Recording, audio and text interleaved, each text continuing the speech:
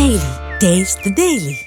తన తండ్రి ఎర్రన్నాయుడు జీవితమే తనకు గైడ్ గా ఉపయోగపడిందన్నారు కేంద్ర మంత్రి కింజరాపు రామ్మోహన్ నాయుడు. ఉన్నత లక్ష్యంతో ప్రారంభించిన ఎర్రన్న విద్యా సంకల్పం సత్ఫలితాలు ఇస్తుండడం ఆనందంగా ఉందన్నారు.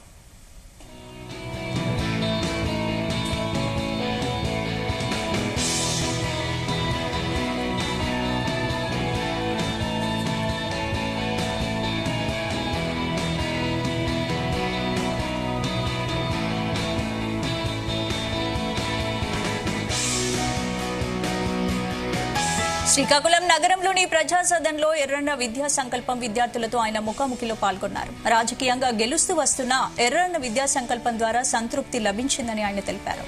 ఇక అనంతరం పోటీ పరీక్షలకు సిద్ధమవుతున్న విద్యార్థులకు స్టడీ మెటీరియల్ అందజేశారు.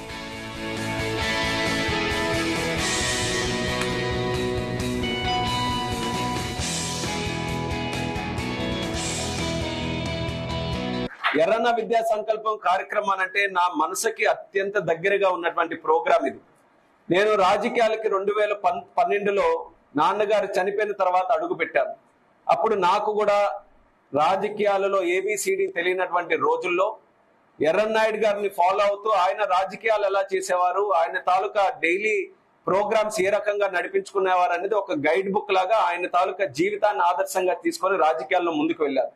ముందుకు వెళ్తూ మొదటిసారిగా ఎంపీగా గెలిచాను, రెండోసారి కూడా ఎంపీగా గెలిచాను. రాజకీయాల్లో అలా ముందుకు వెళ్తున్నా కూడా ఎక్కడో మనసులో చిన్న ఏదో ఒక అనుమానం అనుకోండి, లేకపోతే ఒక ఆలోచన అనుకోండి, అది ఉండేది.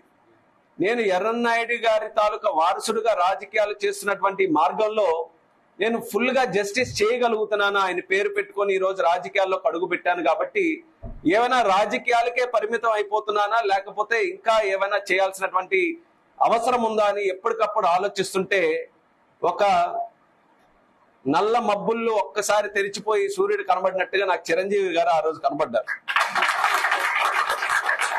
అదే ఆ టైంలో నాకు కూడా ఆలోచన ఉండేది, ఇంకా ఏదో ప్రోగ్రామ్ చేయాలి.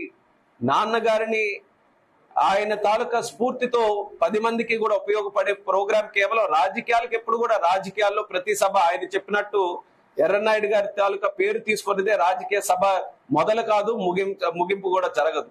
కానీ ఆయన కేవలం రాజకీయాలకే కాకుండా ఇంకా ఏదో చేయాలని ఎంతో ఆతృతగా ఉన్నటువంటి నాకు ఏ ఆలోచన కూడా సరిగ్గా తట్టలేదు. అటువంటి సమయంలో ఎమ్మెల్సీ ఎలక్షన్స్ వస్తే చిరంజీవి గారి తాలూకా అభ్యర్థిత్వాన్ని బలపరచడానికి మేము జిల్లా అంతా కూడా తిరుగుతున్న సందర్భంలో ఆయనతో కొంచెం ర్యాపో బిల్డప్ అయ్యి ఆయన ఏం చేస్తుంటారు, ఎలా వచ్చారు రాజకీయాల్లోకి, ఆయన కార్యక్రమాలు ఎలా చేస్తున్నారు అన్న దాంట్లో ఈ కోచింగ్ తాలూకు అంశాన్ని ఆయన ద్వారా తెలుసుకున్న తర్వాత ఎర్రన్న విద్యా సంకల్పం కార్యక్రమం అంటే నా మనసుకి అత్యంత దగ్గరగా ఉన్నటువంటి ప్రోగ్రాం ఇది.